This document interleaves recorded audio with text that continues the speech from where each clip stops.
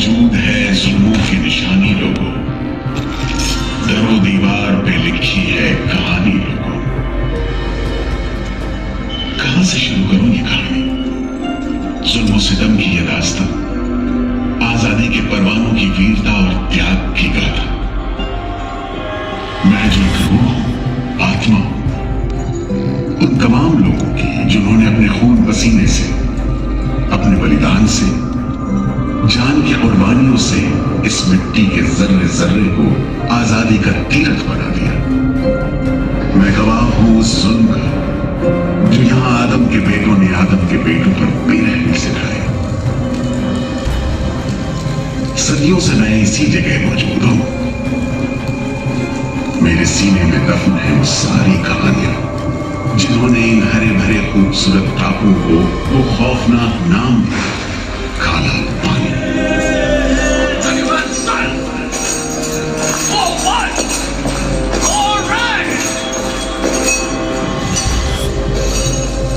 तो वहीं से शुरू करते हैं, उसी हरियाली से जो कैद करने वालों के जुल्म और कैदियों के खून पसीने से बेदाग।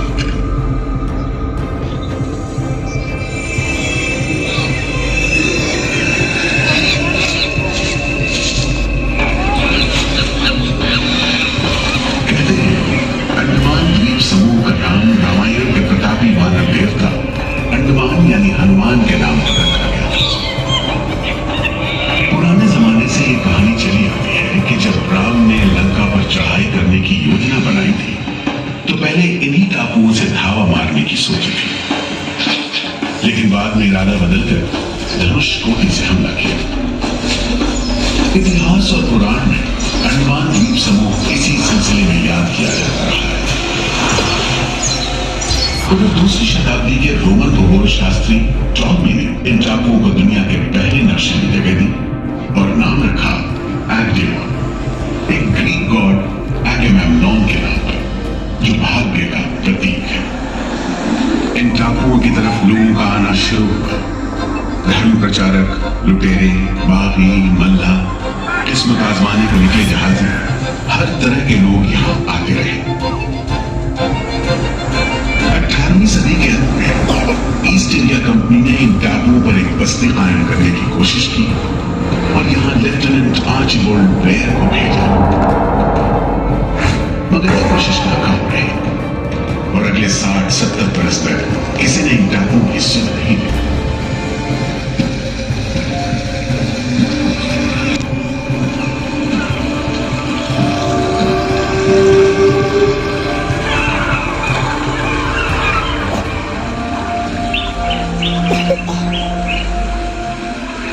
प्राकृतिक खूबसूरती और शांत समंदर के बीच जिंदगी की खामोश लहरें उठती और बैठती। उगते सूरज के साथ पक्षी जागते और डूबते सूरज के साथ इन टापुओं पर जिंदगी सुकून से सो जाती।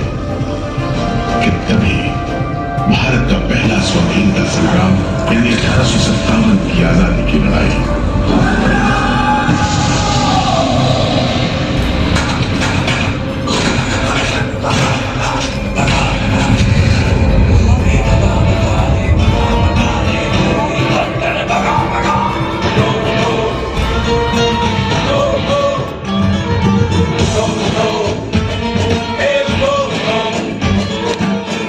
कुटी संसद भवन में मंगल पांडे की ललकार, कुटी संसद भवन में मंगल पांडे की ललकार।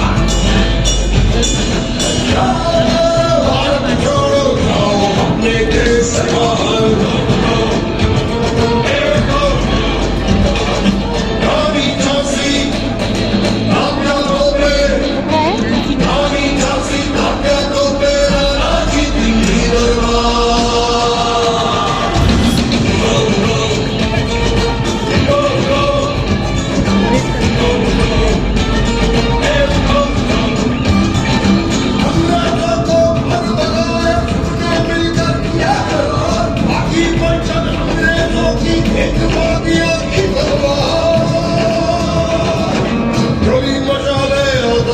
गीतों पे गरजे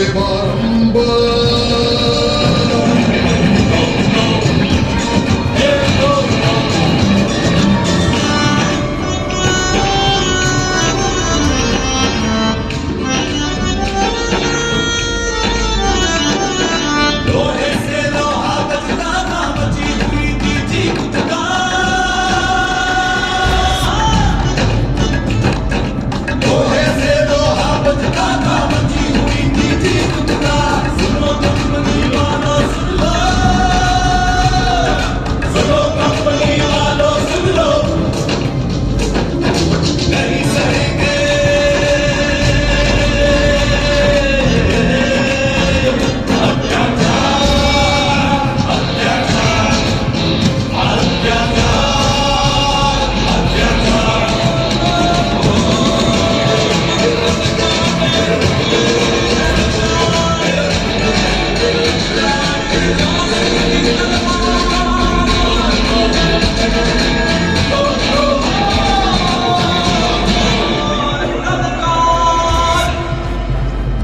जल्द ही बगावत की लपटों की तपिश शांत पड़े अंडमान द्वीप समूह पर पड़ने वाली थी। आजादी के मतवालों को सबक सिखाने के लिए फिरंगी सरकार ने 15 जनवरी 1858 को पूरे के पूरे अंडमान द्वीप समूह को एक कैद खाने में बदलने का फैसला किया। His Excellency गवर्नर जनरल ने काउंसिल में ये फैसला किया है कि अंडमान आइलैंड में कैदियों की एक बस्ती बनाई जाए। इसमें शुरू में ऐसे मुजरिम रखे जाएं जिन्हें बगावत और राजद्रोह और इससे ताल्लुक रखने वाले दूसरे अपराधियों के लिए कैद या देश निकालने की सजा दी गई हो। और इस तरह अंडमान द्वीप समूह की पुरानी खाड़ी का नाम लेफ्टिनेंट आर्चिबाल्ड ब्लेयर के नाम पर पोर्ट ब्लेयर रखकर मुजरिमों की बस्ती कायम की गई। सन 57 के वीरों के नक्शे कदम पर कुछ ही साल बाद अंडमान की धरती पर पैर रखे वहाबी आंदोलन के राजनीतिक बंदियों ने 1860 से 1872 के बीच बहुत से वहाबी आंदोलनकारी अंडमान भेजे गए। सरहदी सूबे का रहने वाला एक पठान शेर अली आफरीदी भी अंडमान में उस समय उम्र कैद की सजा काट रहा था और अंग्रेजों से बदला लेने के लिए मौके की तलाश में था।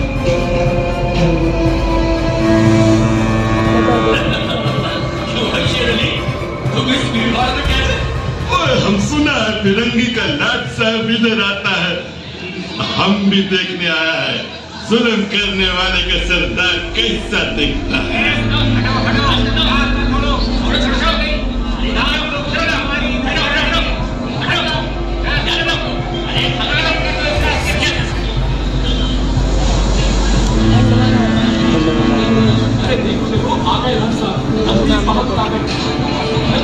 मिस्टर ब्लर, मैं सोचता हूँ कि इस खूबसूरती के बीच रहने के लिए प्रिजनर होना भी मैं एक्सेप्ट कर लेता। Yes, indeed. Just look how beautiful this place is. ये prisoner लोग इस खूबसूरती को नहीं देखते, वरना इस टापू को prison नहीं स्वर्ग समझते। यस सर, आप ठीक कहते हैं। इधर आइए प्लीज। हम तुमको खत्म करने का क्योंकि साजिश मुझसे हैवानी जुल्म नहीं पाए, हम बर्दाश्त नहीं करेगा।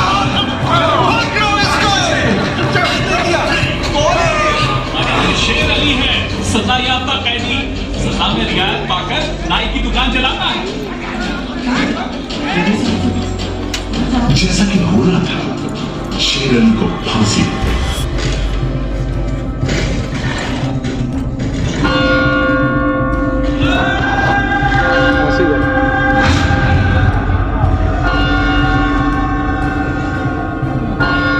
शायद इसी घटना का असर था कि ब्रिटिश सरकार ने कैदियों के साथ और भी कड़ाई बरतने के बारे में गंभीरता से सोचना शुरू किया। नतीजे के तौर पर सन 1896 में पोर्ट ब्लेयर की खौफनाक सेलुलर जेल का काम चीफ कमिश्नर केविन और इंजीनियर मैक्विन की निगरानी में शुरू हुआ। यूरेनस मक्विन, आपकी जांच पूरी हो गई? यस सर, हमने पूरा टापू का मुआयना कर लिया है। तो आपके हिसाब से जेल कहाँ बनेगी? मेरा राय में जेल इसी जगह बने तो अच्छा रहेगा सर। इस पहाड़ी पर? यस सर, हम इस पहाड़ी को ईस्ट का तरफ ऊपर से काटकर समुद्र से 60 फीट की ऊंचाई पर मैदान बना देगा।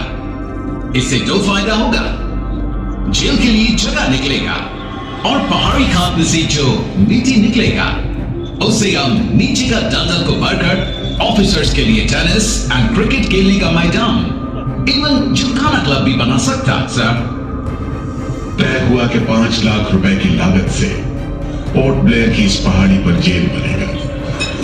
फॉरेन कारीगरों के अलावा 600 कैदियों को काम पर लगा दिया गया। इस जेल में एक वक्त में 700 कैदियों को बंद रखा जा सकता है। योजना के अनुसार जेल के बीचों बीच एक मीनार बनाई जानी थी, जिसकी 7 दिशाओं में 7 खंड किसी सितारे की भुजाओं की तरह निकले हुए। हर खंड में 3 मंजिलें बनाई जानी थी और 7 खंड में कुल मिलाकर 698 कोठरियों का निर्माण होना था। ईंटों की ढुलाई के लिए ट्रेन की 5 मील लंबी पटरी बिछाई गई। इमारत बनाने के लिए ढेर सारे सामान बर्मा से मंगवाए गए। जेल को बनाने में कोई 3 करोड़ ईंटें इस्तेमाल की गई। इंसानी खून पसीने की तो कोई गिनती ही नहीं।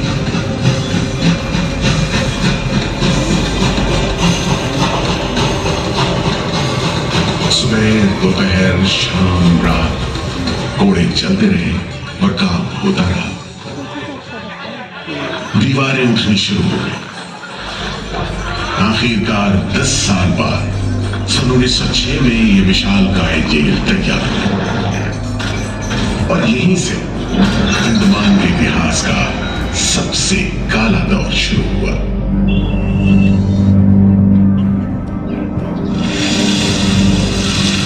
हाँ, सच कहते हो। आज भी उस दौर को याद करके झुरझुरी सी हो जाती है। मैं पुराना पीपल का पेड़ जेल खाना बनने के इस लंबे अरसे में हर रोज अपनी जान की खैर मनाता रहा, क्योंकि इस पहाड़ी पर उगे हुए घने जंगल साफ करने के दौरान बहुत से लोग थे जिनका ख्याल था कि मुझे भी और पेड़ों की तरह काट गिराया जाना चाहिए, लेकिन मैं बच निकला। मेरी किस्मत में शायद खड़ा रहकर इस जेल में होने वाली यातनाएं देखना लिखा था। हर एक कैदी जेल के फाटक के भीतर आकर मेरी डालियों के नीचे से ही निकला है।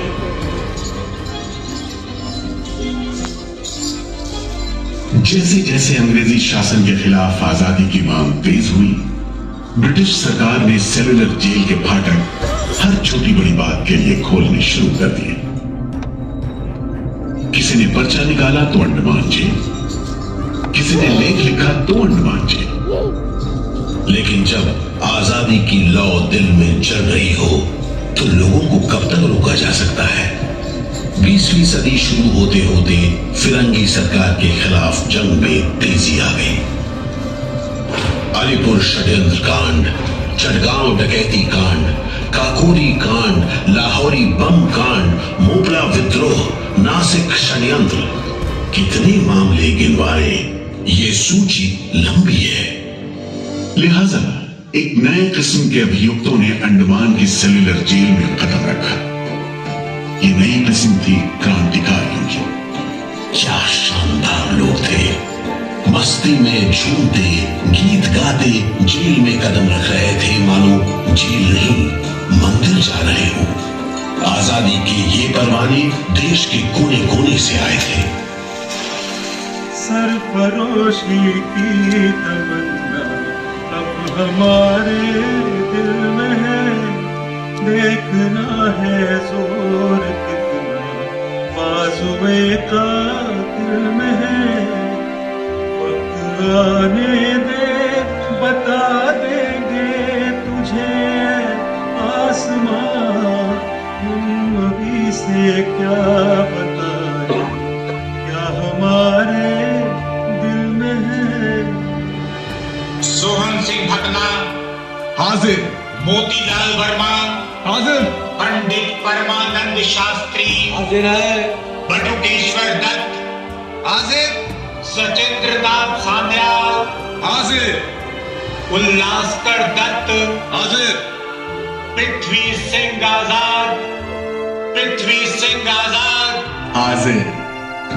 हर आदमी के दिल में स्वाधीनता की लौ जल रही थी।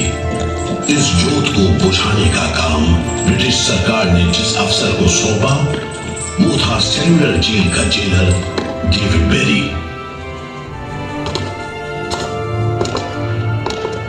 जमादार। जी हुजूर। नया कैदी लोग आया? जी सरकार, सभी लाइन से खड़े हैं। ठीक है, सुनो, इनसे कह दो कि इस जगह पर हम शेर को पालतू बनाना है। तुम जेल का दीवार देखता है, जानता है इसको इतना नीचे क्यों बनाया?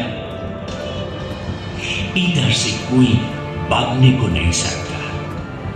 यह सब तरफ 1000 माइल्स तक पानी है और ऊपर खुदा है, और तुम हमको देखता? हम इधर का खुदा है, डेविड बेरी।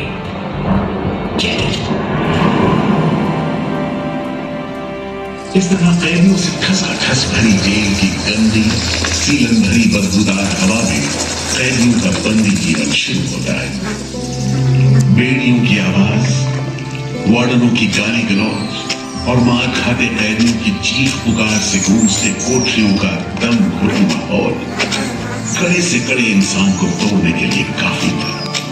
लेकिन इन कोठरियों में ऐसे बंदी भी आए जिन्हें ये माहौल हताश करने के बजाय जुल्म का मुकाबला करने की प्रेरणा देता रहा।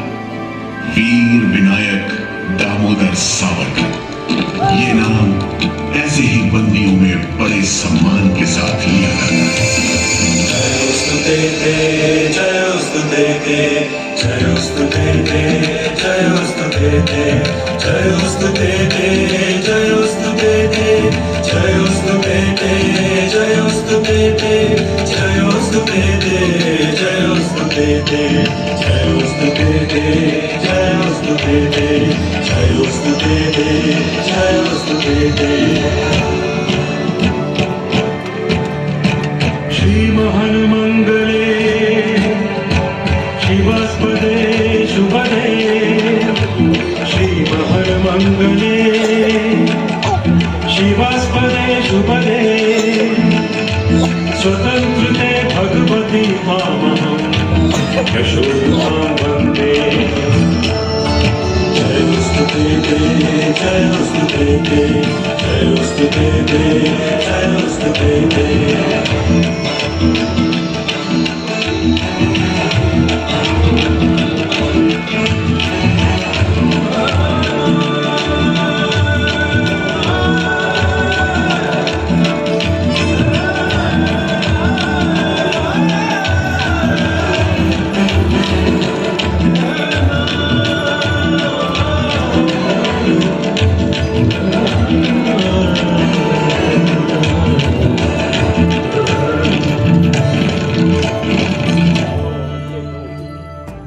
बेड़ियों में जकड़े वीर सावरकर जब सेलुलर जेल के अहाते में दाखिल हुए तो उनकी जंजीरों से जुड़े लोहे के पट्टे पर उनकी जेल की मियाद खुदी हुई थी 50 बरस।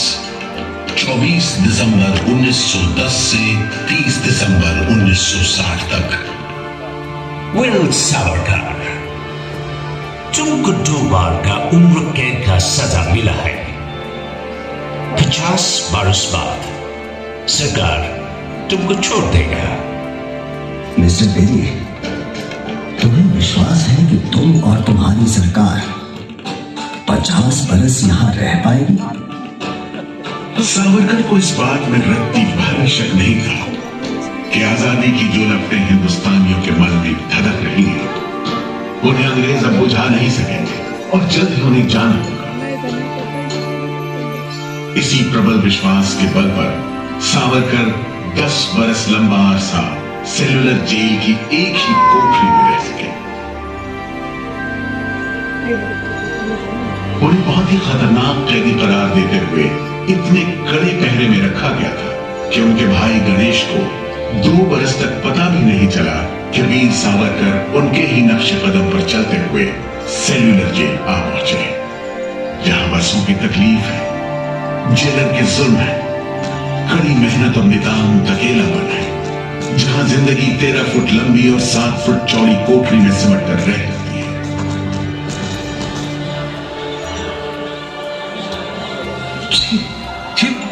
ये कैसा रत्ती खाना है?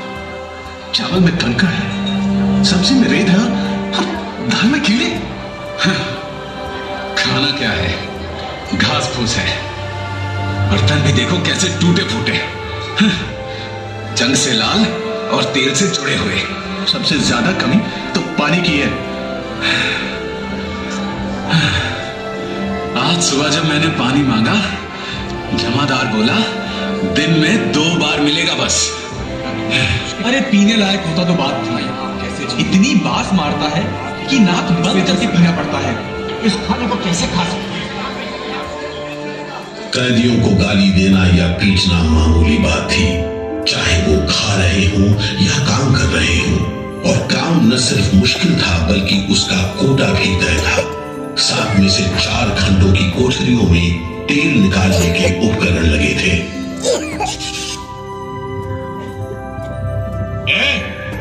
इंदुभूषण, सुधीर, हेमचंद, तुम लोग इधर चलो, नारियल के बोरे उठाओ। हर बोरे में है 25 सेब नारियल। इन्हें पहुंचाओ 3री मंजिल पर। शाम तक हर आदमी को 30 पाउंड तेल निकालना है, समझे? हम इतना तेल कैसे निकालेंगे? वो मशीनें तो हाथ से चलानी पड़ती हैं। जबान मत लड़ाओ बदमाश। जो हाथ बम पिस्तौल चलाते हैं वो मशीन नहीं चला सकते। चलो जल्दी करो, भाग कर जाओ और काम करो।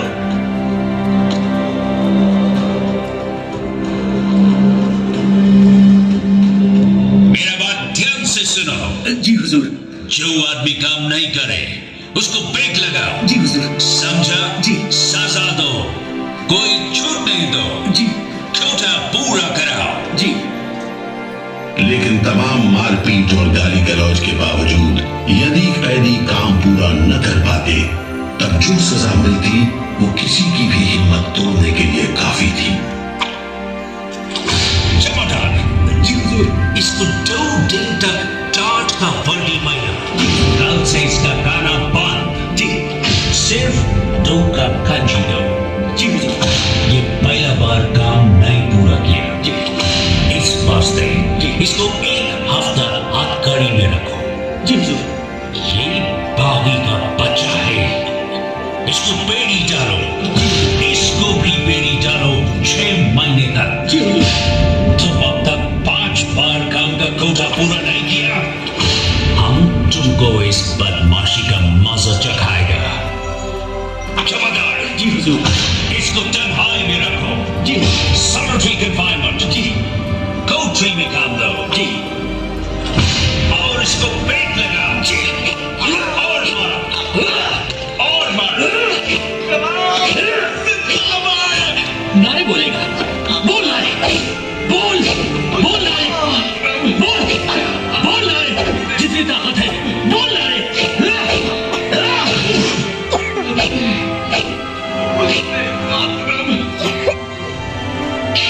उल्हासकर दत्त ने इस सारी तकलीफ की दिल को छू देने वाली तस्वीर खींची है। हमारे गांव में तेल के लिए कोलू में बैल जोते जाते हैं। वो भी दिन में 10 से 12 सेर से ज्यादा तेल नहीं निकाल पाते। जेल में मुझे 2 और कैदियों के साथ बैल की जगह जोत दिया जाता था और हमें शाम तक 1 मन नारियल का तेल निकालने का काम सौंपा जाता। जमादार हमें दौड़ने पर मजबूर करते और रफ्तार धीमी होने पर कोड़े मारते।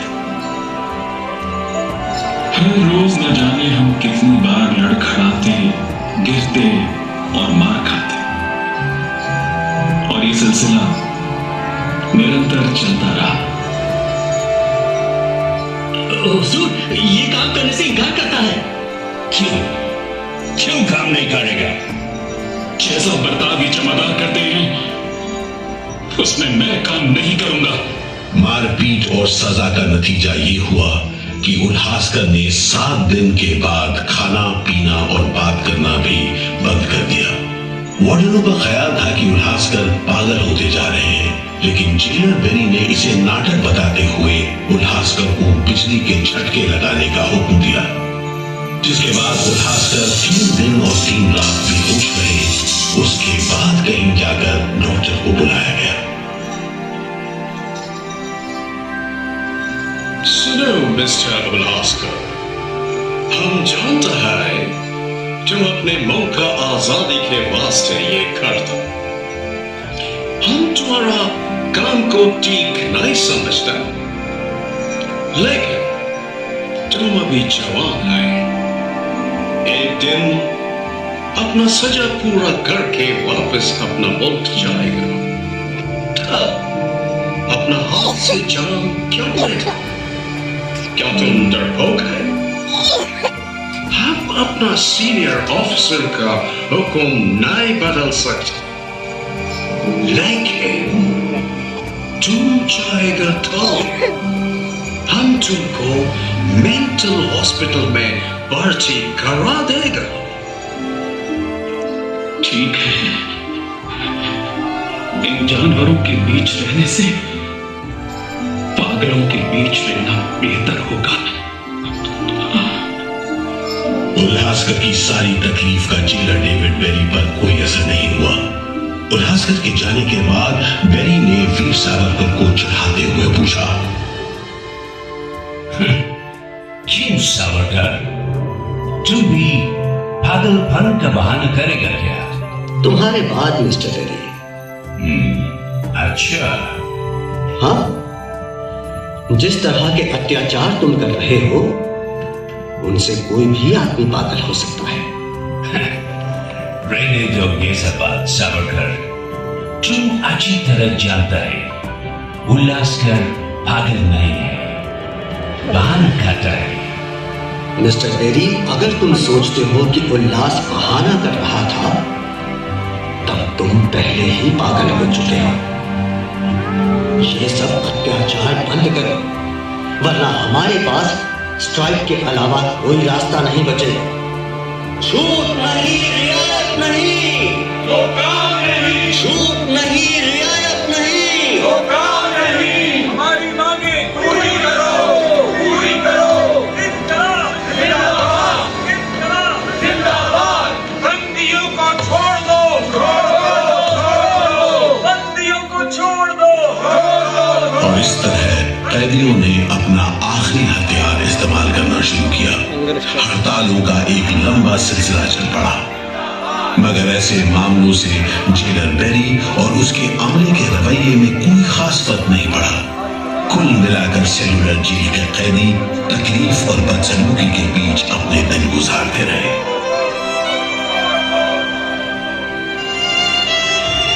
मगर एक सुख का स्मरण ना करना नाइंसाफी होगी। वो सुख था बुलबुलों की चहक, उनका मधुर स्वर, उनके झुंड कल कल करते नारियल के टुकड़ों पर टूट पड़ते। गंभीर विचारों से मुक्ति पाने के लिए मैं मन को बलपूर्वक इन बुलबुलों की चहक में लगाए रखता। मैं अपनी भाषा उन्हें सिखाने में असमर्थ था। यदि सिखा पाता तो मैं उन्हें देश प्रेम के गीत सिखा देता, ताकि अगर कोई मेरी कोठरी खोजता हुआ आए तो लोग कहें जिसके सामने बुलबुल देश प्रेम के गीत गा रही हो, वही सावरकर की कोठरी है। एक बार में 3 कैदियों को फांसी पर लटका दिया जाता। दिल दहला देने वाली चीखें निकलती, जेल का घंटा घन उठता, जेल की मीनार पर लगी बत्ती जलती बुझती रहती और 8 मील दूर तक खड़े जहाजों तक खबर पहुंच जाती कि फिर से कुछ कैदियों को फांसी पर लटका दिया गया है। 12 मई 1933 को कैदियों ने फिर भूख हड़ताल का सहारा लिया। भूख हड़ताल करने वालों में सरदार भगत सिंह के बहादुर साथी महावीर सिंह भी शामिल थे। हड़ताल के 5वें दिन जब कैदियों को जबरदस्ती खुराक दी जाने लगी तो महावीर सिंह ने ताकतवर विरोध किया। जालिमों, तुम नहीं जानते कि हम कौन हैं। हम मर सकते हैं पर छुपकर नहीं रह सकते। हमें ऑर्डर मिला है तुम्हें दूध पिलाने का। चलो जमादार, पकड़ो इसे। इंकलाब जिंदाबाद।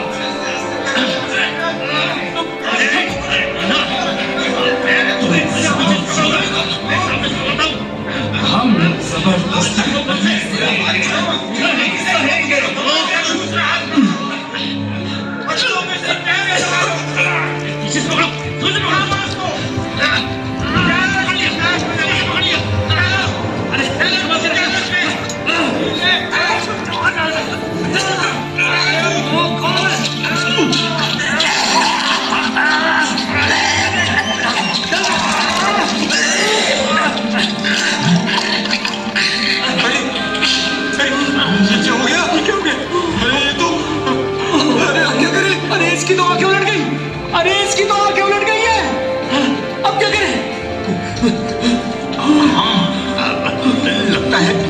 फेफड़ों में चला गया है। क्या हो?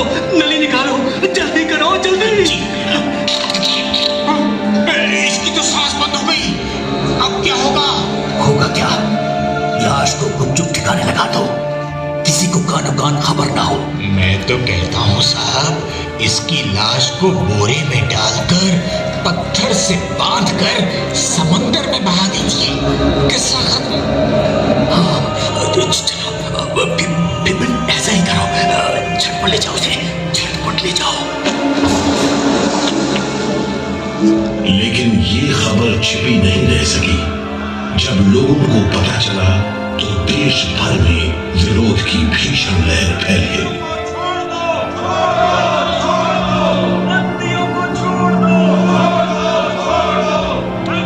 और फिर 45 दिन बाद 26 जून 1933 को जेल अधिकारियों ने हथियार डाल दिए। लेकिन देश अभी भी गुलामी की जंजीरों में जकड़ा हुआ था।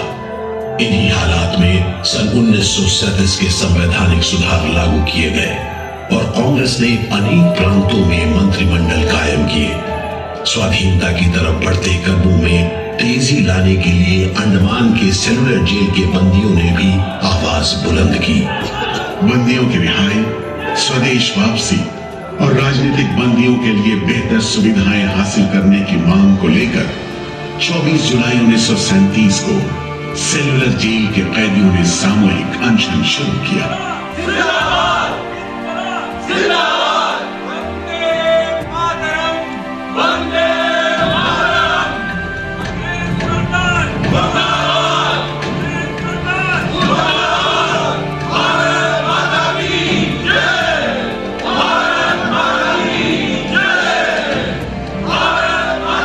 इस भूख हड़ताल का असर पूरे देश पर पड़ा। जगह जगह कैदियों के समर्थन में आंदोलन होने लगे। सारे देश के राजनीतिक बंदियों ने अनशन शुरू कर दिया।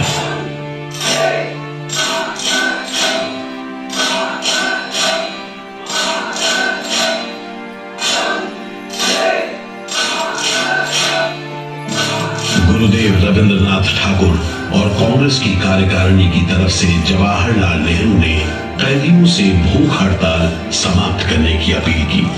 और 28 अगस्त 1937 को गांधी जी ने सेलुलर जेल के बंदियों को तार से संदेश भेजा। मैं गुरुदेव रविंद्रनाथ टैगोर और वर्किंग कमेटी की राय में अपनी अपील भी जोड़ना चाहता हूँ। आप सब हड़ताल वापस ले लें और हम पर भरोसा रखें। हम आपको राहत दिलाने के लिए पूरी कोशिश कर रहे हैं।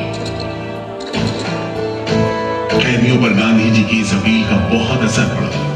सभी कैदियों ने आपस में सलाह करने के बाद जवाब दिया। देशव्यापी अपील और आपके संदेश ने हमारे दिलों को छू लिया है।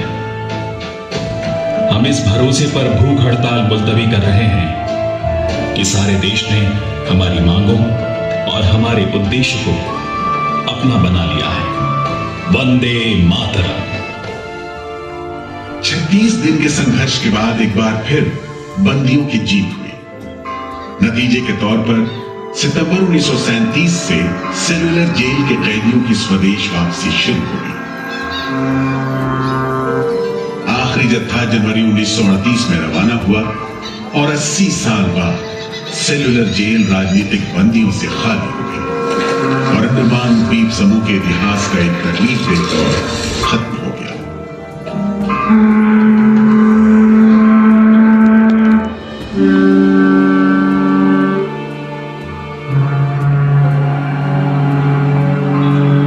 मगर एक और जालिम दौर शुरू होने वाला था। 1939 में दूसरा विश्व युद्ध शुरू हुआ और 1942 में जापानियों ने अंडमान पर कब्जा कर लिया।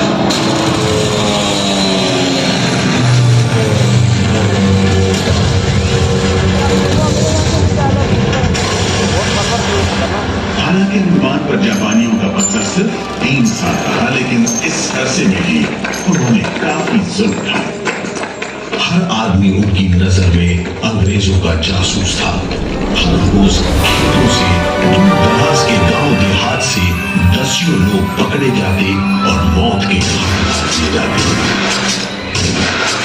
बहुत से लोग तो खाने की कमी के कारण जहाज पर लाद कर दूर समंदर में फेंक दिए गए।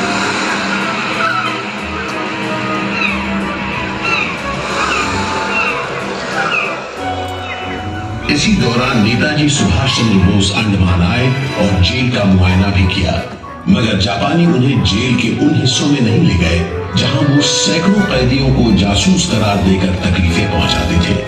अपनी छोटी सी अंडमान यात्रा के दौरान नेताजी ने तिरंगा भी फहराया।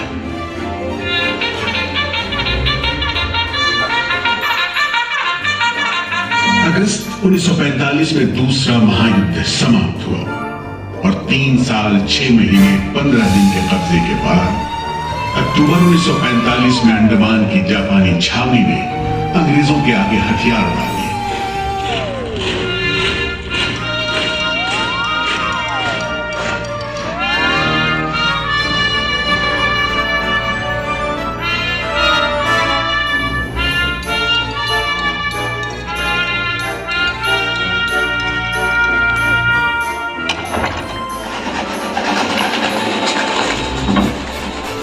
सेलुलर जेल के फाटक एक बार फिर खुले और कैदियों को रिहा कर दिया गया।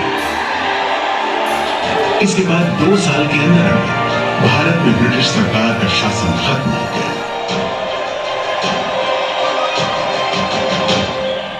अंडमान द्वीप समूह अब काला पानी के खौफनाक नाम से नहीं जाना जाता, लेकिन ये सारी तकलीफें जो आजादी के प्रेमियों ने यहां झेली, वो सारी कुर्बानियां जो देशभक्त वीरों ने यहां दी, आज भी देशवासियों के दिलो दिमाग पर छपी हुई है। इसीलिए अंडमान के भूतपूर्व राजनीतिक बंदियों के भातृत्व मंडल की इच्छा को स्वीकार करते हुए भारत सरकार ने 30 अप्रैल 1969 को घोषणा की कि सेलुलर जेल को राष्ट्रीय स्मारक के रूप में सुरक्षित रखा जाएगा। भारत की आजादी के दीवानों ने जो अमानवीय यातनाएं इस कारागार में सही, ताकि भारतवर्ष आजादी की उन्मुक्त हवाओं में सांस ले सके, उन बलिदानों को आने वाली पीढ़ियां भूल नहीं पाएंगी।